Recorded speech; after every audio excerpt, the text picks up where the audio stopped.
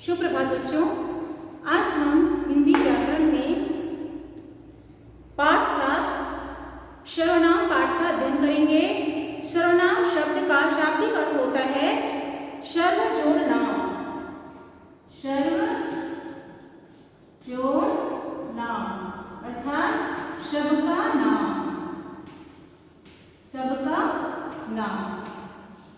ठीक है, तो इस प्रकार से वह नाम जो सबके लिए हो उसे हम क्या कहेंगे? सर्वनाम कहते हैं। तो इसकी परिभाषा हम कहेंगे कि जो शब्द संज्ञा के स्थान पर प्रयोग किए जाते हैं उन्हें सर्वनाम कहते हैं। तो संज्ञा के स्थान पर अर्थात सर्वनाम शब्द का प्रयोग करना है। सबसे पहले तो हम जानेंगे कि संज्ञा क्या है। संज्ञा आपको पता है कि किसी भी व्यक्ति, वस्तु, स्थान, भाव, प्राणी के नाम को संज्ञा कहते हैं। तो संज्ञा के स्थान पर जैसे उदाहरण में लीजिए, राम जा रहा है, राम जा रहा है, ये राम है, संज्ञा है। राम की जगह हम लिखते हैं वह जा रहा है। तो ये जो वह है वह क्या हो गया? सर्वनाम। और राम क्या हो गया? संज्ञा। तो इस प्रकार से इसकी सर्वनाम की परिभाषा होगी कि जो शब्द संज्ञा के स्थान पर प्रयोग किए जाते हैं उसे हम क्या कहते हैं? सर्वनाम कहते हैं। तो आपको अच्छी तरह से समझ में आ गया होगा सर्वनाम की परिभाषा क्या है।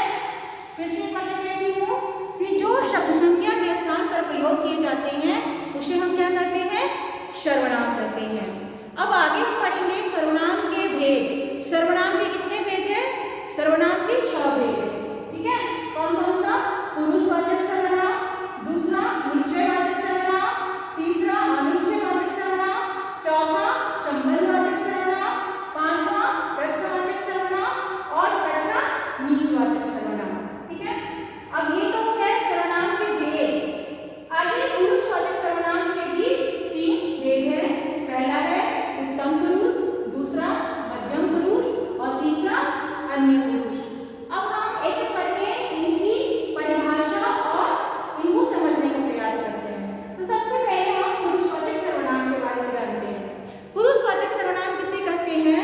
जो सर्वनाम किसी व्यक्ति या पुरुष के लिए प्रयोग किया जाता है उसे हम पुरुषवाचक सर्वनाम कहते हैं। तो इसमें हम कैसे शब्दों का प्रयोग करते हैं? जैसे मैं, हम, तुम, तुम्हारा, वह।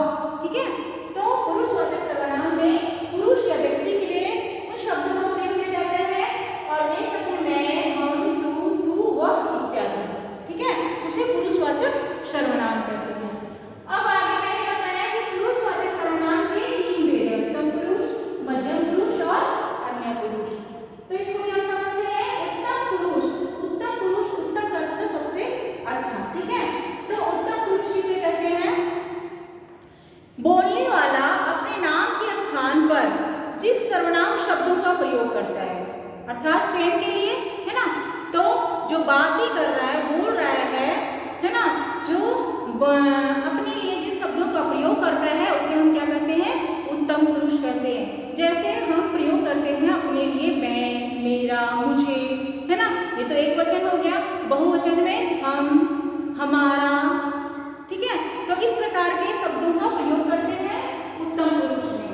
तो उत्तम पुरुष का परिभाषा क्या हुआ कि बोलने वाला अपने नाम के स्थान पर जिस सर्वनाम शब्द का प्रयोग करता है उसे हम क्या कहते हैं? उत्तम पुरुष। दूसरा है मध्यम पुरुष। मध्यम मतलब बीच वाला। ठीक है, सुनने वाले के नाम के स्थान पर जिस सर्वनाम शब्दों का प्रयोग होता है, सुनने वाला अर्थात आप जिससे बात कर रहे हैं और आपकी बात को जो सुन रहा है, सुनने वाला जो है, उनके लिए जिन सर्वनाम शब्दों का प्रयोग किया जाता है उसे हम क्या कहेंगे? मध्यम पुरुष। ठीक है, तो इसके लिए हम कैसे शब्दों का प्रयोग करते हैं? जैसे तुम, तुम्हारा, ठीक है, आप, आपका, ऐसे शब्दों का प्रयोग हम मध्यम पुरुष में करते हैं। तीसरा है अन्य पुरुष। अन्य पुरुष मतलब स्वयं और दूसरे को छोड़कर अगला जो तीसरा और कोई है, अन्य व्यक्ति है, उसके लिए। तो अन्य पुरुष की परिभाषा है कि जिसके बारे में, जिसके विषय में बात तो हो रही है लेकिन वह सुनने के लिए वहाँ उपस्थित नहीं है, तो उसे हम क्या कहेंगे? अन्य पुरुष। और ऐसे अन्य पुरुष में हम कौन से सर्वनाम का प्रयोग करते हैं? जैसे वह, यह, ये, वे, उनका, उन्हें, उन्होंने, ऐसे शब्दों का प्रयोग करते हैं। ठीक है, तो इस प्रकार से आपको उत्तम पुरुष, मध्यम पुरुष और अन्य पुरुष समझ में आ गया होगा। आप इसे इस तरह से भी याद कर सकते हैं, जैसे आपसे कोई पूछे कि सबसे अच्छा कौन, तो मैं, मेरा, मुझे, ऐसे हम बोलेंगे तो वो उत्तम पुरुष होगा। ठीक है, उसके बाद कौन अच्छा? दूसरे नंबर वाला, मतलब सामने वाला, तुम, तुम्हारा, तुमको, ऐसे शब्दों को प्रयोग कर रहे हैं उनके लिए। तीसरा है अन्य पुरुष। अन्य पुरुष में जो कोई और है ना, जिसके बारे में बातें तो हो रही है लेकिन वहाँ उपस्थित नहीं है, तो वह अन्य पुरुष के गिनती में आएंगे और उनके लिए हम वह, वे, ये, उनका, उन्होंने, ऐसे शब्दों का हम प्रयोग करते हैं। तो इस प्रकार से पुरुषवाचक सर्वनाम के 3 भेद हुए, उत्तम पुरुष, मध्यम पुरुष और अन्य पुरुष। अब आगे है सर्वनाम का दूसरा भेद है निश्चयवाचक सर्वनाम। निश्चय जैसा कि आपको इस शब्द से अर्थ प्रकट हो रहा है कि जिस सर्वनाम शब्द से किसी निश्चित व्यक्ति, निश्चित वस्तु या निश्चित स्थान का बोध हो रहा हो, उसे हम क्या कहेंगे? निश्चयवाचक सर्वनाम कहेंगे। जैसे हम उदाहरण में लेंगे, यह पुस्तक मेरी है, यह पुस्तक मेरी है, वह रमेश ही है, तो यह पुस्तक मेरी ही है, मतलब बिल्कुल निश्चय हो रहा है कि पुस्तक किसकी है? मेरी ही है।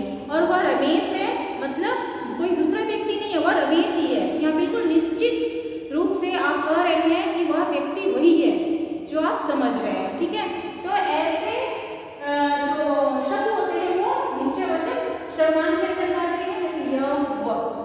ठीक है, आगे है अनिश्चयवाचक सर्वनाम। अनिश्चयवाचक सर्वनाम भी शब्द से अर्थ का बोध हो रहा है कि जिस सर्वनाम शब्द से किसी निश्चित व्यक्ति, वस्तु या स्थान का बोध ना हो, उसे हम क्या कहेंगे? अनिश्चयवाचक सर्वनाम। जैसे हम इसमें कैसे सर्वनाम का प्रयोग करते हैं? जैसे कोई, कुछ, किसी, कहीं। ठीक है, इसकी मैं एक परिभाषा भी उदाहरण बताती हूँ कि बाहर कोई है, तो बाहर कोई है, कौन है आपको पता नहीं है, कोई है मतलब वहाँ पे अनिश्चित कि वह व्यक्ति राम है कि श्याम है, तो ऐसे शब्दों का जो प्रयोग हो रहा है कोई, तो वह क्या आएगा? अनिश्चयवाचक सर्वनाम के अंतर्गत आएगा। दूसरा उदाहरण है रास्ते में थोड़ा खा लेना।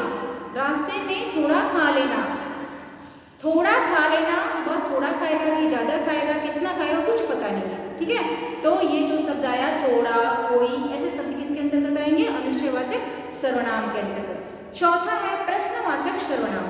चौथा है प्रश्नवाचक सर्वनाम। वे सर्वनाम जिसमें प्रश्न पूछने का बोध हो।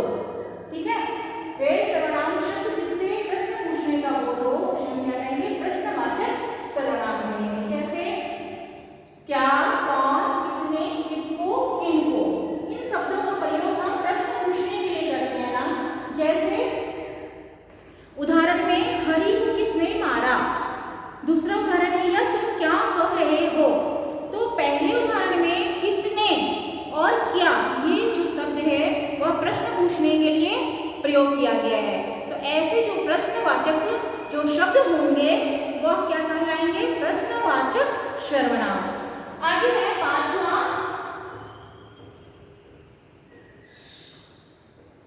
संबंधवाचक सर्वनाम। प्रश्नवाचक सर्वनाम मैंने आपको समझा दिया।